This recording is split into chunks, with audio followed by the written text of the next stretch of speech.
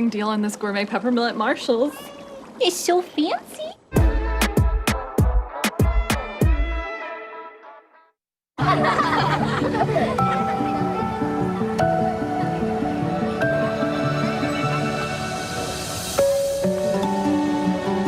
My name's Caleb. What's yours? I'm Grace. Did you just move here? Yeah. Cool.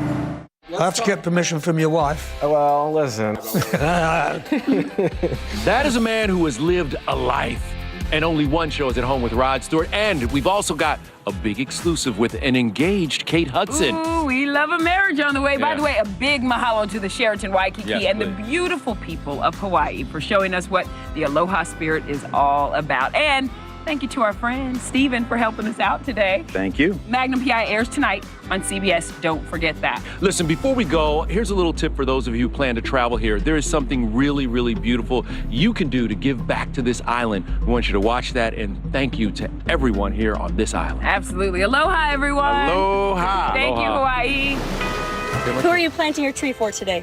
The heart-shaped leaves made me say, I have to name it after my wife, Yasmin. Happening now. We're live from Kerrville-Tybee Antler Stadium, where tragedy has struck this football team on the very last night of the high school football regular season. That's coming up next.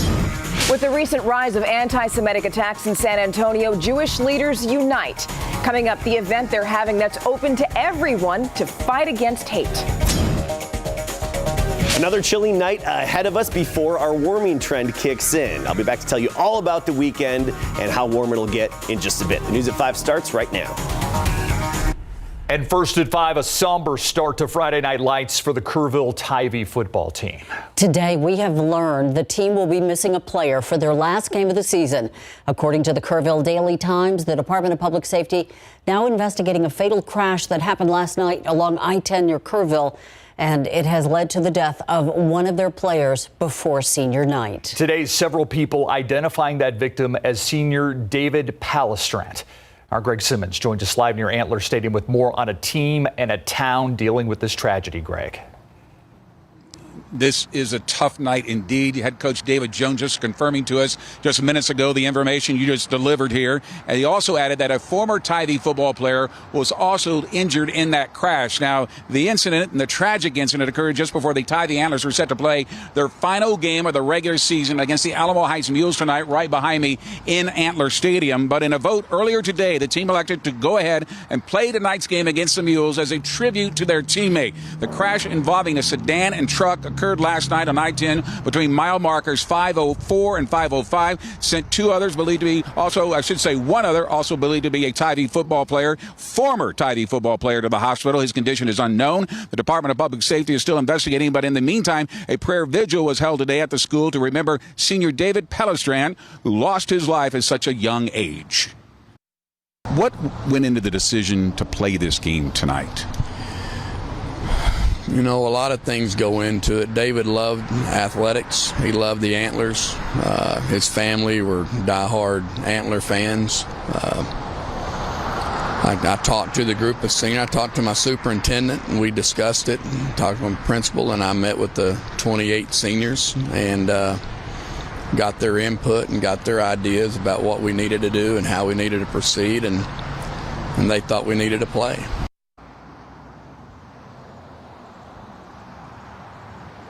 Coach Jones told us he did not know the condition of the former player, by the way, that was injured in the crash as well. But even though David was not set to play tonight, he is their backup center, by the way, and a senior. He was scheduled to walk across the field tonight with his parents following surgery, because tonight is seniors night. Live in Kerrville, Greg Simmons, KSAT 12 Sports. Heart goes out to that family and that community. Thank you, Greg. One group in San Antonio proves that hate has no place in our city. After several recent anti-Semitic attacks, local Jewish leaders are speaking out. And tonight, they're holding a unity event, and they want you to come. Our Stephanie Jimenez has that story. Hatred doesn't win. That's the message leaders from Jewish Family Service, the Jewish Federation, and the Barshop Jewish Community Center of San Antonio want you to hear. I found these disgusting anti-Semitic flyers full of propaganda. In recent weeks, there's been an uptick in anti-Semitic attacks. Late last month, neighbors in a North Side community found anti-Jewish flyers in their driveways. Days later, a handful of people holding anti-Jewish signs demonstrated across the street from the Jewish community campus on Northwest Military Highway. And days ago, this business in the southwest section of the city displayed an anti-Semitic sign with a swastika, making light of the way that Jews were killed in concentration camps. I'm actually really upset, really, if anything, disgusted, because what the heck? This is a form of domestic terrorism. They're just trying to spread fear and upset people. But that's not illegal. The flyers, protest, and the banner are all protected by the First Amendment, making it difficult for people to reconcile. People of all ethnicities and religions attend the Jewish community campus, so many feel threatened. It's fear and anxiety and stress. It's another thing being thrown at us that we're not able to control. So a lot of people right now just don't understand this. But instead of trying to make sense of what the groups are trying to do, Saul Leventius, Tali Dolj, and Nami Ikalov are standing together. Next Tuesday, they're holding a unity event in the north side of the city. It's for any and everyone who welcomes diversity. There'll be a gathering where we'll be able to share our thoughts, to share our beliefs together, to be able to come together to do those things, because that's what San Antonio is about. It's not about being reactive.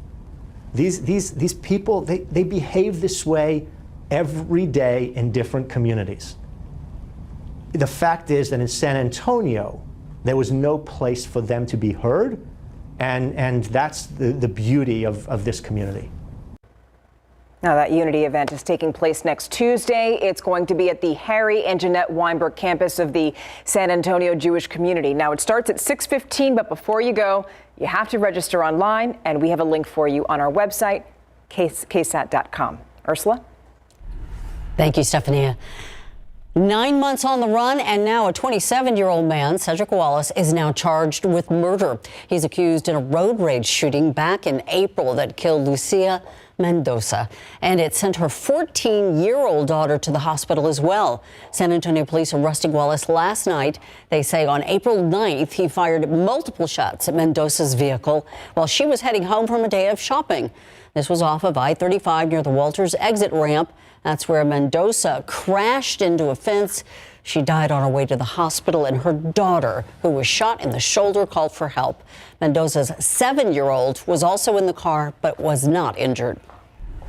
It has been 4 years since the deadliest mass shooting in Texas took place in the small town of Sutherland Springs. 26 people fatally shot, another 20 were hurt as they took part in Sunday services at the First Baptist Church there. The shooter was eventually shot, but he turned the gun on himself as well and was killed. Right now, families are still fighting for relief in court, a trial to determine how much the Air Force should pay the victims' families for failing to follow federal reporting rules on the gunman's discharge from service. A federal COVID-19 vaccine mandate for big businesses getting some pushback from the state of Texas.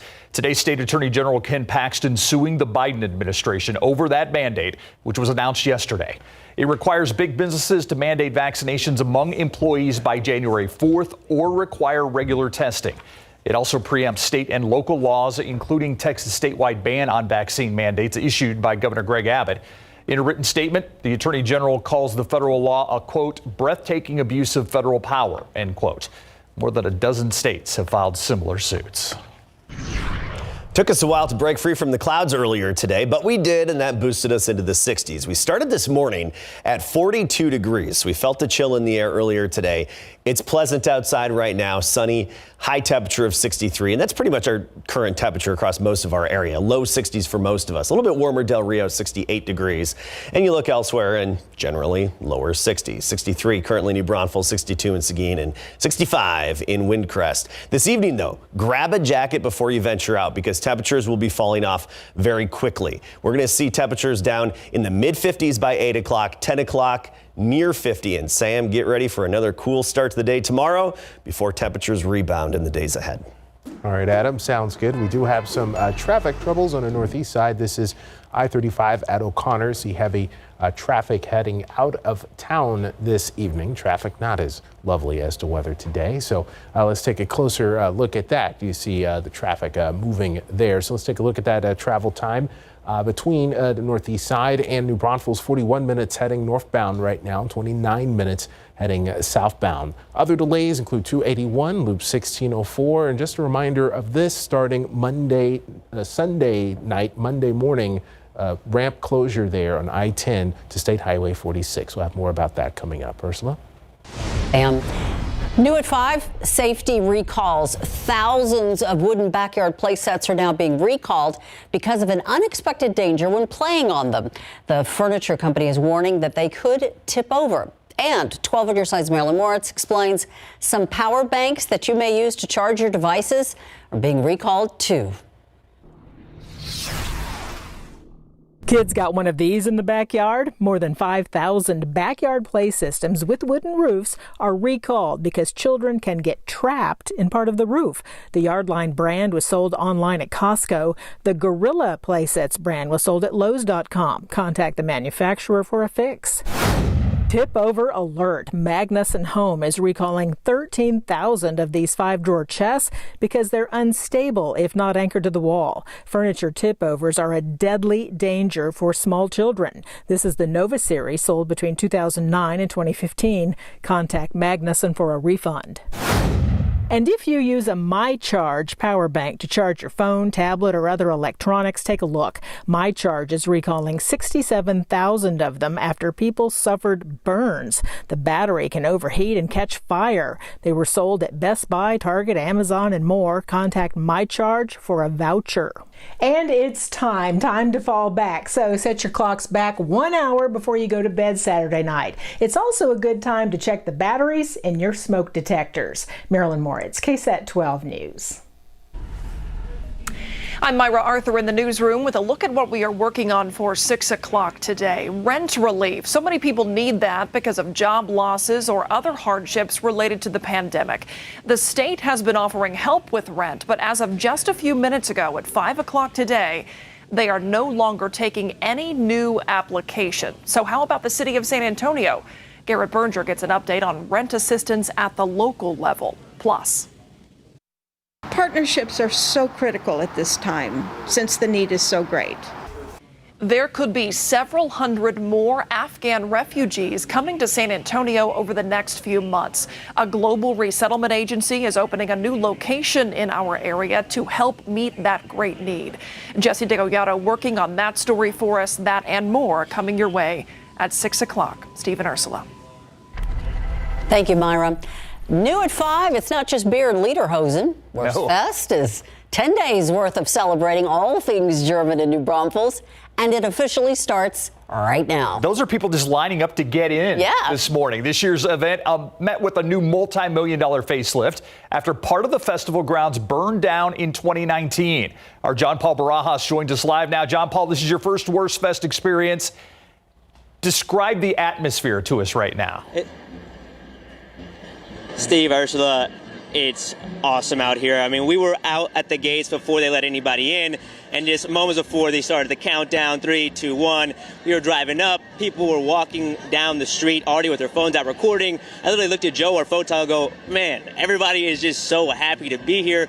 Sure enough, the gates opened up. People started flowing in. It's a packed house. It's only been open for about an hour and some change, and everybody's already having a good time. I was supposed to come on Monday on my day off, but now I'm getting a little preview of what to expect, checking out where all the good eats are, maybe where some of the shorter drink lines are at. And again, somebody was walking in, somebody said, Worst Fest, it's back. And it is because it was on a 1-year hiatus because of the pandemic. But as you mentioned, that facelift. In 2019, after Worst Fest, this building, the Marketplatz, burned down. The Wirtz Hall right next to it took on some significant damage. It's a brand new building that was remodeled. It looks great. We'll be back at 6 with more information and talk to some people, as they would say here, not cheers, but pros. Back to you guys. You're learning. I love seeing all the guys that are already dressed up. They got the German outfits on. They're ready to go. Well, it's a musical competition like no other. Some of the state's most talented marching bands at the Alamo Dome today and tomorrow. A front and center look at some of the performances up next.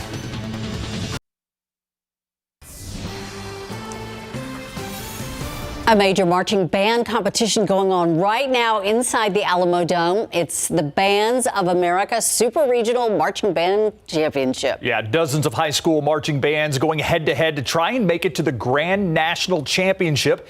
KSAT photojournalist Robert Samaron stopped by the Alamo Dome today to take a peek at the first full day of competition. Over the next 2 days, all day and all tomorrow. About 72 bands from San Antonio or just in the Texas area will participate, and the top 14 bands will move on to finals contest tonight. Every time I get on the field, I feel so excited. This event is great. It really is seeing the looks in the kids' eyes when they're coming onto the field for the first time. Work very, very hard for it. So it's really, really cool to come out and just to be able to support them. It was so fun, and it's so amazing to see all of the work that we've put into this and that the band has put into it. Yeah, it's a competition, but it's really an event where we're all here to support each other and become the best versions of ourselves. It's an incredible, incredible, incredible experience, and I couldn't stop smiling.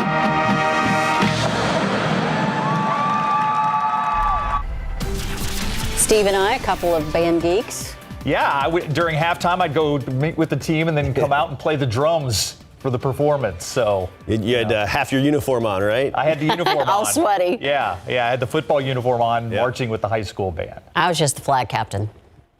Just the only band I have been familiar with is the C band of Doppler radar. Oh, okay. Of course. You're gonna have to explain that one day. Of course. Oh, that's my nerdy take on it right there. Okay. Turning chilly tonight. To get ready, grab a jacket as you venture out the door this evening because temperatures are going to fall off quickly and that chill's going to creep up on you fast this evening, especially at those high school football games. Another cold front likely as we get into next week. So let's talk about everything, starting with temperatures and then how cool it's going to get later on tonight and first thing tomorrow morning. You look across the state, widespread 60s, even some 70s. Alpine, El Paso, Midland, Amarillo in the 70s, and even Brownsville. But otherwise, we're largely in the 60s. Uvalde at 60, Fredericksburg 61, and right now in San Antonio, we're at 62. So let's fast forward. Tomorrow morning, this is what we're expecting. Near 40 degrees in many locations, especially outlying areas, right near 40 degrees. Canyon Lake 41, Kerrville maybe even down into the upper 30s. Bernie 39 degrees, Timberwood Park 41, Stone Oak 42, Elmendorf 42. So if you're an early riser on Saturdays and you like to get that early morning jog or bike ride in, or just take the dog out, it's going to be a bit chilly. You're going to notice that chill in the air. And it's not going to last forever. Once we get into next week, morning temperatures are back up above average. But the next couple of mornings, Saturday and Sunday, will be in the 40s. So you'll notice that cool weather for this time of year, cooler than average. And then next week, by Tuesday morning, we're back up to 60 degrees for morning temperatures.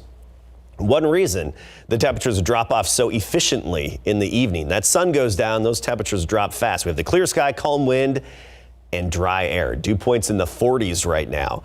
And so temperatures with that dry air really fall off quickly in the evening, and that chill is going to creep up on you pretty fast. The satellite and radar did show the stubborn clouds earlier today. They really held on tight for the first part of the day and then finally dissipated around 1 o'clock here in San Antonio. And across the state, that was really the last of the cloud cover down in our area. Otherwise, clear sky, and our overall weather pattern has upper level high, Big Blue H, which is over the Baja Peninsula right now, but the bump in the upper level flow, that upper level ridge, is keeping it sunny all the way from Los Angeles to Albuquerque on into Texas. And this is going to be in charge of our weather as we go through the weekend and into early next week. Not until next Thursday do we see another trough move in or dip in the flow, swing a cold front through us. Again, that's next Thursday, so almost a week from now. We could use some rain too. The newest Drought Monitor, just updated yesterday morning, shows 33% of the state in drought right now, and that number keeps rising week by week. I know we had some decent rainfall recently, just not in the right places to alleviate the drought. Locally, the right place is south of Highway 90 and west of 281. So basically along and west of 281, south of Highway 90. I mean, we're talking Maverick County, Dimmitt County, Carrizo Springs, over toward Cotulla, Pearsall, even stretching into Los Angeles, Tilden, Fowlerton. We could use the rain down there. We're just not getting it in the right spot. So tomorrow morning, we start the day in the 40s. By the afternoon, we make it to near 70s. We're thinking low to mid 40s in the morning, later in the day, right near 70 degrees. Nothing but sunshine all weekend long, and really not much of a breeze either. Next Thursday is our next cold front, slight chance of rain. At that point, we'll see another little temperature drop as well. Thank you, Adam. All right, let's head out to Kerrville right now, where the Tivy Antlers are dealing with the tragedy, Greg, but they still have a game to play tonight. They decided they wanted to play it in honor of their lost teammate. Right. That's right. Following that crash last night, it is a somber night here in Kerrville, but it's also the final Friday night of the high school football regular season. District titles on the line. And of course, so are the playoffs, and that means also the big game and our big game coverage at District 27-6A. Who will take that? A live preview when we come back, and a road trip to Carrizo Springs when we come back.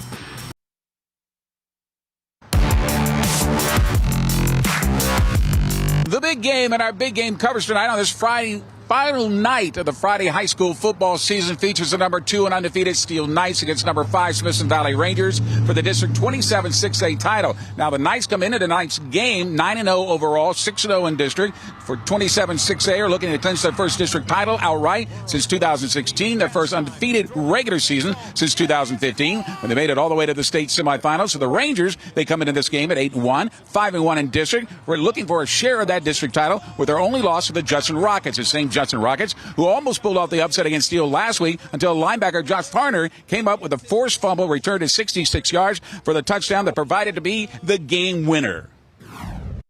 They've always been a good team, always had competition. With them, they're really physical and they're really disciplined. And, you know, all those teams that's really disciplined, really hard to beat, but I think it's going to be a good match Friday. I know they're physical, they're undefeated. I have some friends that go there, and I know it's just going to be an exciting game. They are a good team, as we know. I mean, they're undefeated, number 1 in our district right now, but we're looking to take the number 1 spot as district champions.